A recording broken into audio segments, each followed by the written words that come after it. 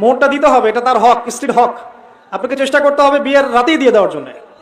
যদি না পারেন তার কাছ থেকে আপনি ছাড় নিতে পারেন। সে যদি বলে ঠিক আছে আপনি আমাকে আস্তে আস্তে দিয়েন, কোনো সমস্যা নাই, ওকে ফাইন, আপনি আস্তে আস্তে দিবেন, কিন্তু দিতে হবে আপনাকে, দিতে হবে আপনাকে। দিয়ে দিয়েছেন, তারপরে সে স্বেচ্ছায় সেখান থেকে আপনাকে কিছু দিয়েছে, আপনি চাইলে খরচ করতে পারেন। কিন্তু এমন করা যাবে না যে আপনি মোহর নির্ধারণ করেছেন 10 লাখ টাকা, 10,000 টাকা দিলেন, বাকিটা বাকি, বউ মাফ করে দিয়েছে। এগুলো সম্পূর্ণ নারী নির্যাতন, এগুলো ধর্মের নামে নারী নির্যাতন, মেয়েদের অধিকার খর্ব করা। আবার ওই যে মোহর দিতে হবে এই জন্য আবার যৌতুক নির্ধারণ করেছে 10 লাখ টাকা। মানুষ যে কত চালাক আর কত বিটকাল, কত শয়তান, সেটা আসলে মানে শয়তানও লজ্জা পায় মানুষকে দেখে। এখন কিছু কিছু ক্ষেত্রে শয়তানও মানুষকে দেখে লজ্জা পায়। এত শয়তানি আমাদের মনের মধ্যে, যার ভাবখানা এমন, ছেলেকে বিক্রি করছি, মেয়েকে কিনছি।